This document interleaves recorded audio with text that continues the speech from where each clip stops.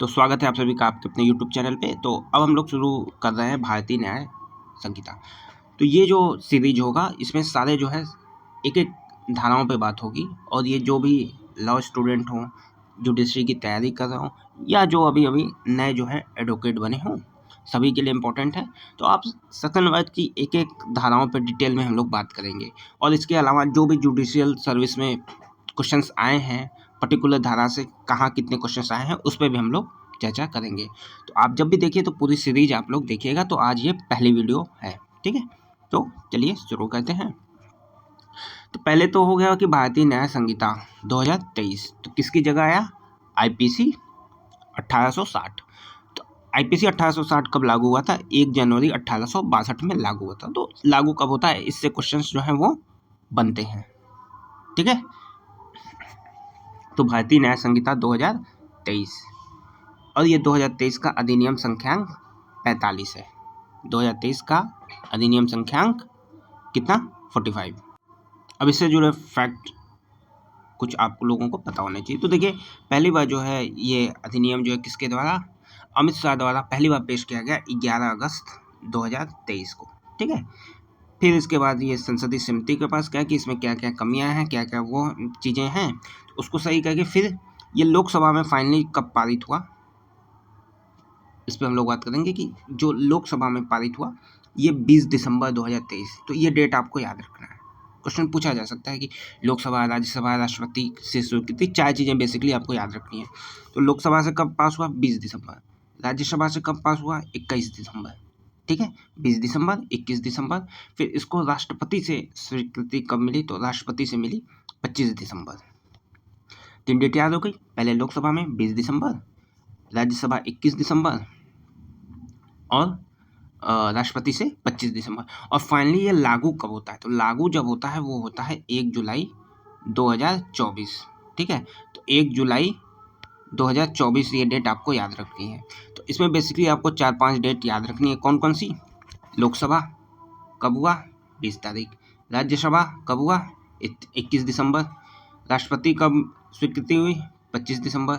लागू कब हुआ? 1 जुलाई 24, ठीक है। 1 जुलाई सन 24। तो ये चार चीजें आपको याद रखनी है, ठीक है। अब यहाँ पे भारतीय गणराज्य के 74वें वर्ष में संसद द्वारा निम्नलिखित रूप में अधिनियमित हो। तो किस वर्ष में कब हुआ? 74 वर्ष। तो अब जो है किसी भी संहिता जो भी एक्ट होते हैं तो पहला जो अध्याय होता है उसमें धारा 1 में क्या होती है? तो संक्षिप्त नाम, प्रारंभ और लागू होना। मैक्सिमम जो है आप जो भी धाराएं आप देखेंगे जो भी, तो वहाँ पे पहला जो धारा होती है इसी से संबंधित होती है। इस अधिनियम का संक्षिप्त नाम भारतीय न्याय संहिता 2023 है। तो ये किस में दिया गया है? धारा 1 में। अब प्रवृत्त यानी लागू कब होगा, ये चीज आपको यहाँ पे, यह उस तारीख को प्रवृत्त होगा जो केंद्रीय सरकार राजपत्र में अधिसूचना द्वारा नियत करे, और इस संहिता के भिन्न भिन्न उपबंधों के लिए भिन्न भिन्न तारीख नियत की जा सकती है। ये भी क्वेश्चन इससे भी बनते हैं कि कोई जो है अधिनियम हो वो कब से लागू हो सकता है। तो कब से लागू हो सकता है? जो सेंट्रल गवर्नमेंट है वो राजपत्र में कोई अधिसूचना जारी करके बताए कि हम फला तिथि से ये संहिता, ये अधिनियम जो है वो लागू करने जा रहे हैं।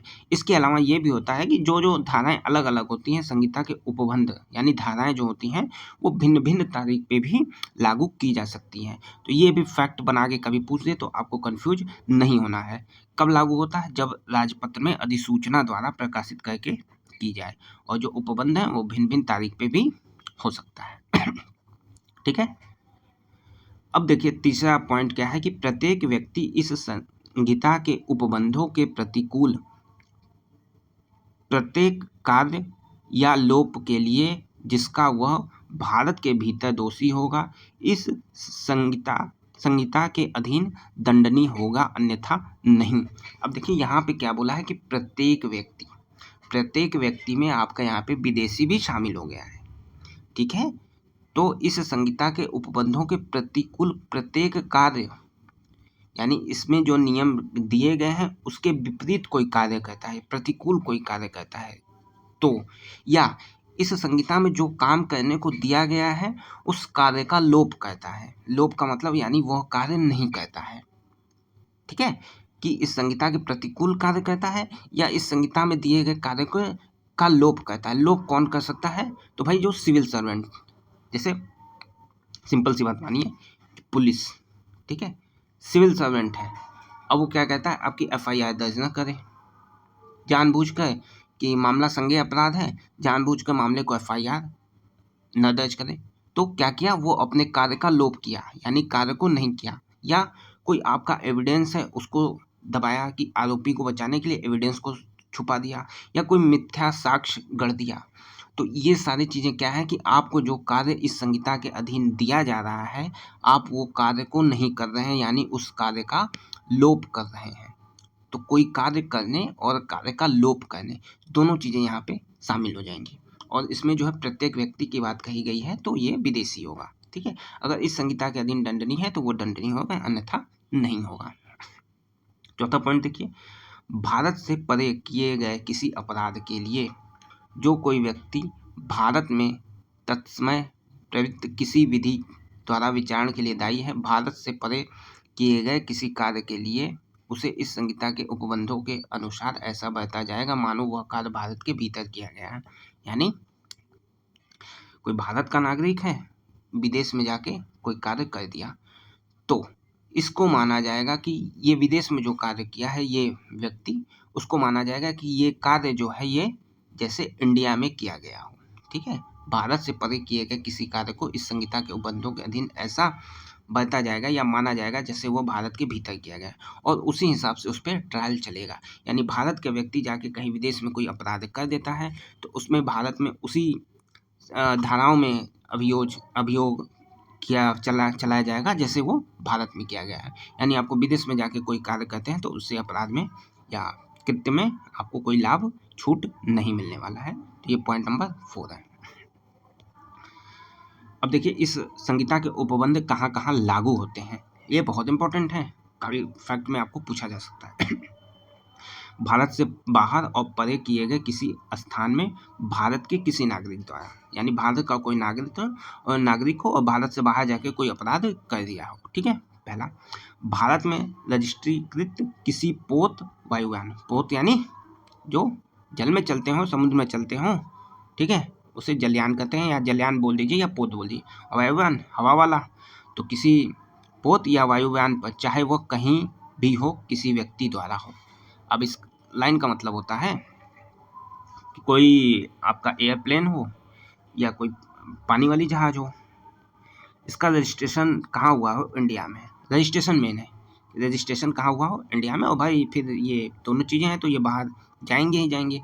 फिर जाके अमेरिका में कोई चीज़ कुछ कर दे तो वो माना जाएगा कि इंडिया के हिसाब से इस पे अभियोग चलाया जाएगा इस संहिता के अधीन।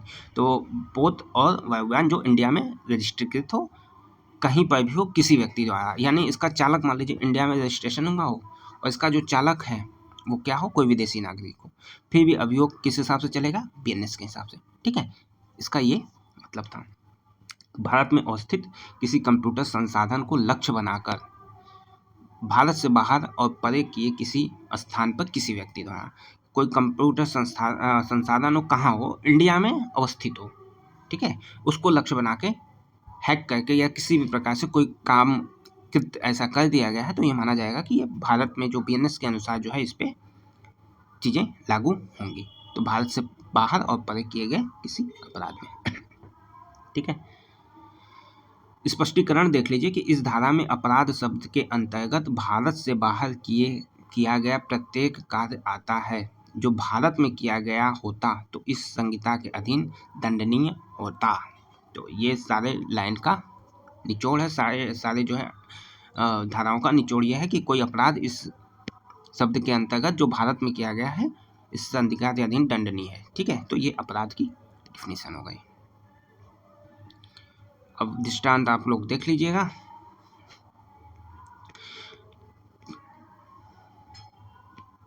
और ये यहाँ पे धारा 6 है, तो धारा 6 देख लीजिएगा, उतना इम्पोर्टेंट नहीं है तो इसी के साथ।